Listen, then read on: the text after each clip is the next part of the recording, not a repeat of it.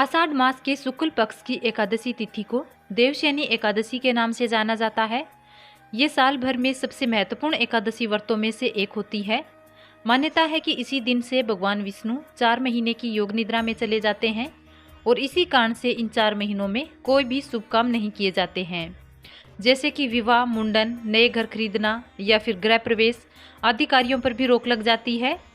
तो आज की इस वीडियो में आप जानने वाले हैं एकादशी तिथि और शुभ मुहूर्त के बारे में। इस बार 29 जून गुरुवार को देवशयनी एकादशी है और एकादशी का उपवास भी केवल इसी दिन रखा जाएगा। एक दिन पहले बुधवार को दशमी तिथि के नियमों का पालन किया जाएगा। एकादशी तिथि प्रारंभ होगी 29 जून गुरुवार को सुबह 3:20 से, जिसकी समाप्ति 30 जून शुक्रवार की सुबह 2:42 पर हो जाएगी। इस बार एकादशी का व्रत 2 दिन नहीं मात्र 29 जून को ही रखा जाएगा। 29 जून गुरुवार को सूर्योदय सुबह 5:48 पर, सूर्यास्त शाम 7:12 पर रहेगा। ब्रह्म मुहूर्त सुबह 4:11 से 4:49 तक रहेगा।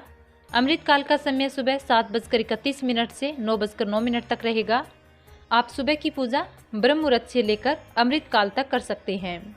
राहु काल का समय इस दिन तड़के 1:30 से लेकर 3 बजे तक रहेगा।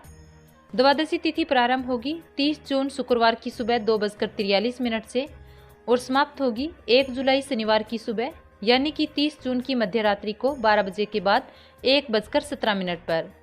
द्वादशी तिथि लगते ही हरिवासर का समय भी प्रारंभ हो जाता है और मान्यताओं के अनुसार जब तक हरिवासर रहता है तब तक एकादशी व्रत का पारण नहीं किया जाता। द्वादशी तिथि यानी कि 30 जून शुक्रवार को सूर्योदय सुबह 5:48 पर, सूर्यास्त का समय 7:12 पर रहेगा। ब्रह्म मुहूर्त का समय रहेगा सुबह 4:12 से लेकर 5 बजे तक। हरिवासर का समय समाप्त होगा सुबह 8:30 बजे। इसी समय के बाद से जो शुभ मुहूर्त की प्राप्ति होगी उस समय आप अपना व्रत खोल सकते हैं। राहु काल का समय सुबह 10:30 बजे से लेकर 12 बजे तक रहेगा।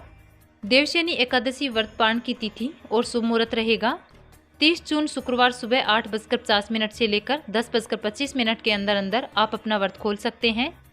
एकादशी व्रत खोलते समय 2 बातों का खास तौर पर ध्यान रखा जाता है। एक तो हरिवासर का समय उस समय ना हो, दूसरा सूर्योदय के बाद ही व्रत खोला जाता है। अक्सर लोग एकादशी का व्रत तो रखते हैं लेकिन नियमों का पालन नहीं कर पाते हैं या शुभ मुहूर्त में व्रत नहीं खोलते हैं, जिस कारण से उन्हें व्रत का पूर्ण फल प्राप्त नहीं होता। देवशयनी एकादशी के दिन से ही 4 महीने तक भगवान विष्णु के शयन मुद्रा में चले जाने से इस एकादशी को देवशयनी, हरिशयनी, पद्मानाभ महा एकादशी और तौली एकादशी भी कहते हैं। आज के दिन भगवान विष्णु की विधि विधान से पूजा करने के बाद एक खास मंत्र का जाप सभी को जरूर करना चाहिए। मंत्र है सुप्ते तवि जगन्नाथ जगत सुप्तम भवेदिदम विबुधे तवि बुद्धि च जगत सर्व चराचरम। अर्थात हे जगन्नाथ, आपके शयन करने पर यह सारा संसार भी सो जाता है और आपके जाग जाने पर यह संपूर्ण चराचर जगत जागृत हो जाता है। एकादशी व्रत से एक दिन पहले दशमी तिथि को तुलसी पत्र तोड़कर रखे जाते हैं। शुद्ध सात्विक भोजन ग्रहण किया जाता है और सूर्यास्त के बाद अन्न का त्याग किया जाता है। एकादशी के दिन सुबह संकल्प लेकर व्रत का प्रारंभ किया जाता है। इस दिन आप फलाहार करके भगवान का व्रत कर सकते हैं और भगवान नारायण की इस दिन विशेष रूप से पूजा अर्चना की जाती है। रात को यदि आपके पास सुविधा हो तो भगवान श्री हरि विष्णु को आप शयन भी करवा सकते हैं। इसके लिए आज के दिन भगवान विष्णु को नए वस्त्र अर्पित करके, पीताम्बर जनेऊ अर्पित करके, एक साफ चौकी पर पीला वस्त्र बिछाकर उनकी मूर्ति या तस्वीर को उस पर लिटाकर शयन कराया जाता है। साथ ही भगवान से प्रार्थना की जाती है कि इन पूरे 4 महीने में वे आपके द्वारा की गई पूजा को, व्रत उपवास को स्वीकार करें। आज की रात्रि के बाद से ही जगत के पालनकर्ता भगवान विष्णु शयन मुद्रा में चले जाते हैं और अपने हिस्से का कार्यभार भगवान शिव को समर्पित कर देते हैं। इन 4 महीनों में संसार की सृष्टि का पालन कार्य भगवान शिव के ऊपर होता है। ऐसे में शाम के समय पूजा करते समय भगवान शिव की पूजा जरूर करें।